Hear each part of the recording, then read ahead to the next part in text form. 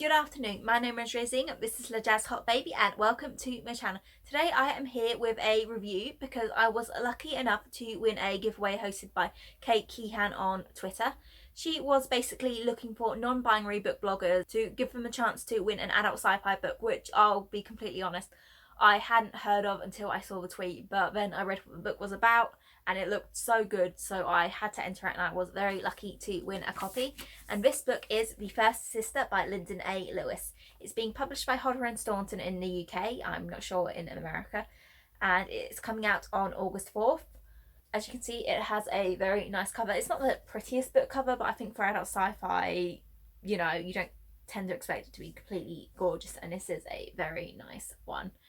So this book focuses essentially on three main characters. You have Leto, who is a soldier for the Ikari Empire. Well, I'm not sure if you consider them an empire. I'm going to call them both empires. It's basically just these two separate societies who are on separate planets, and I will give you a quick rundown of that in a minute. As I was saying, Leto is a soldier.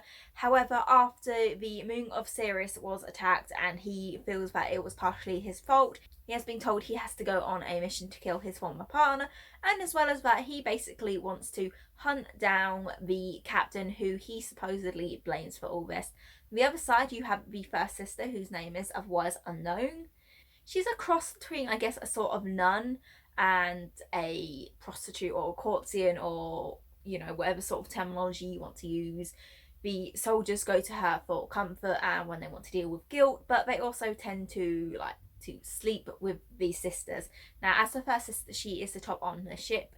She was supposed to leave with the last captain. However, when she goes down to basically leave, she is told that she has been left there and she has to try and get to know the new captain because the women in charge of her have said she needs to spy on them. The third main character, you don't actually get to see chapters fully in their perspective. They're an important character, but what you mostly see of them is basically through these recorded memories that they have left for various people, mostly Leto, because this person was Leto's former partner. Their name is Hera, and I absolutely love them. They are my favourite character in this book.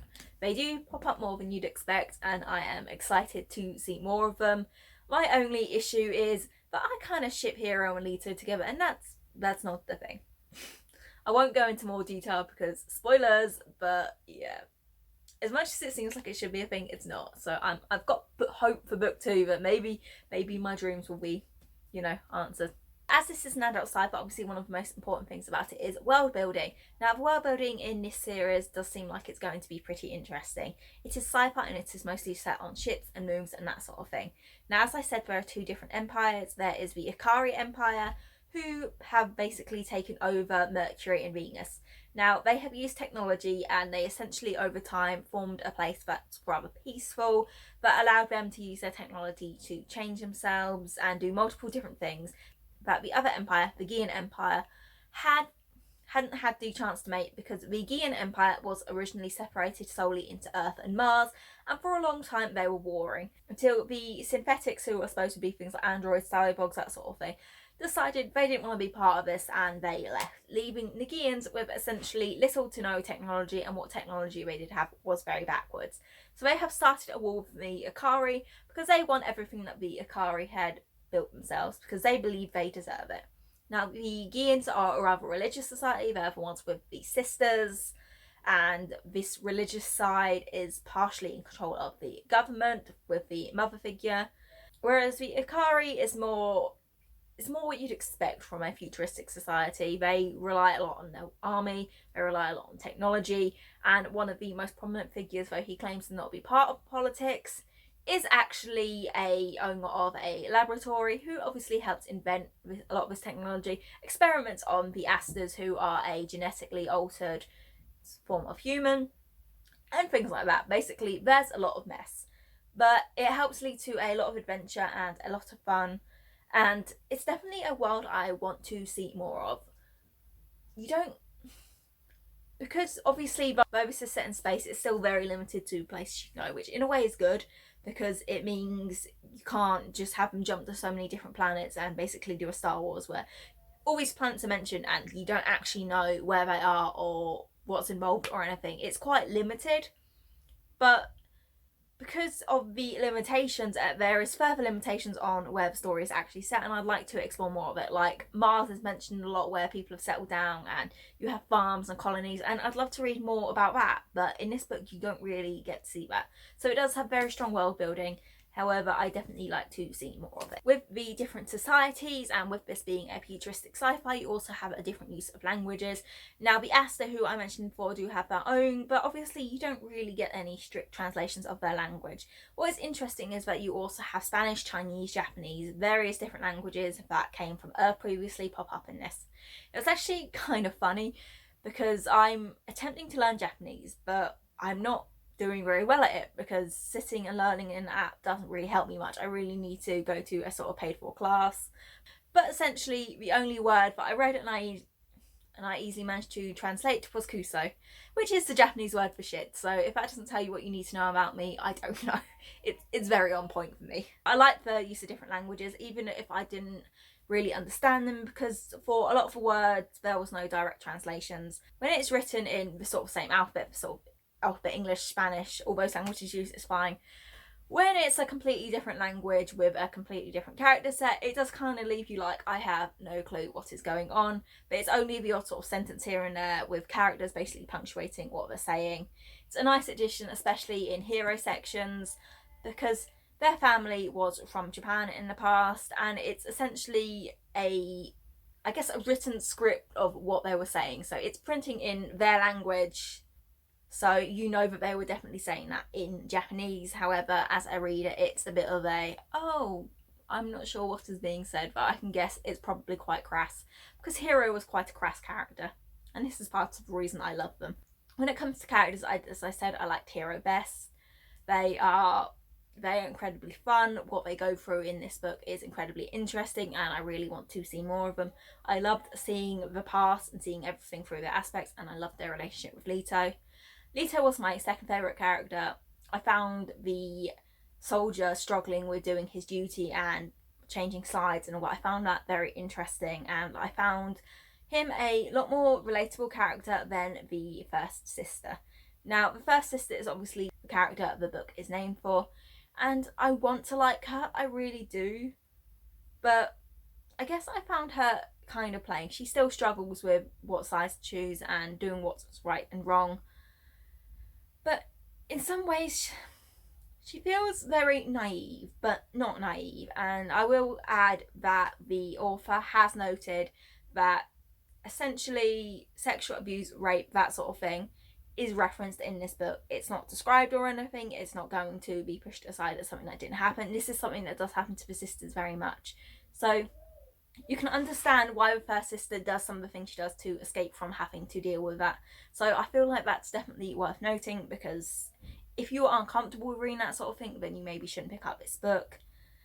And I think that's partially why I feel like I should like her so much, because she is someone who is struggling and had to deal with a lot. But in a lot of ways, I found her the most boring character in this book, and that's a shame.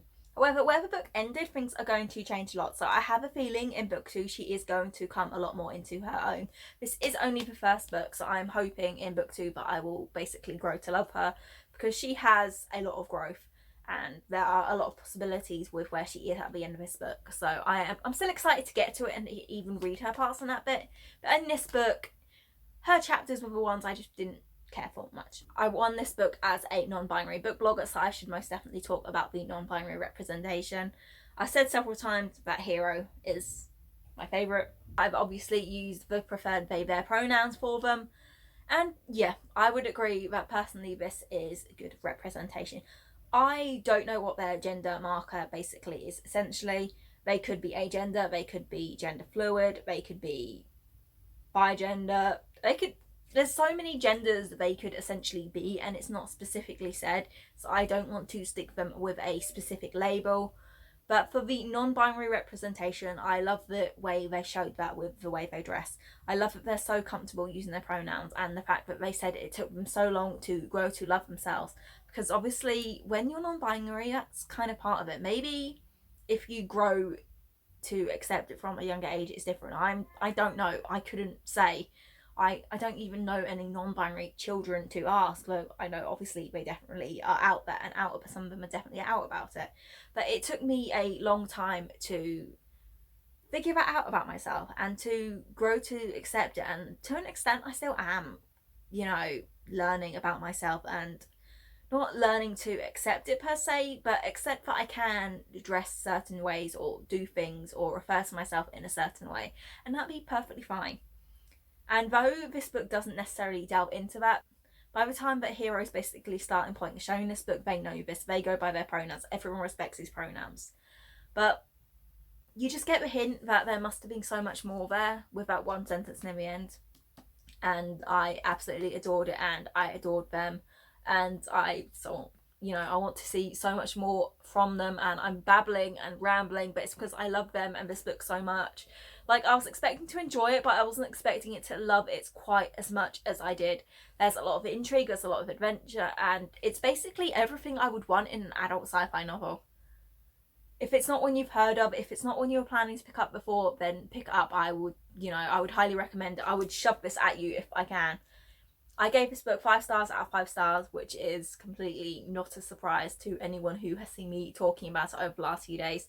I have been in such a reading slump where I have been struggling to read ebooks and physical books. I've just been having to listen to the audiobook versions just to get through them. And I easily got through this without that, and I didn't mind not having the chance to listen to it. I devoured it. I was reading this as much as I could. So I'm hoping this has brought me out of the slump. But yes, absolutely adored this book. I will post buy links to the book below from Amazon and Waterstones. There will also be a text review on my blog, as I said, and I will probably be posting pictures of this up on Instagram at some point. So yes, check this book out, get it, love it, adore it as much as me. You won't regret it. If you want to read this book, or if you even just want to say something, please remember to like, subscribe and leave a comment, and I will see you guys next time.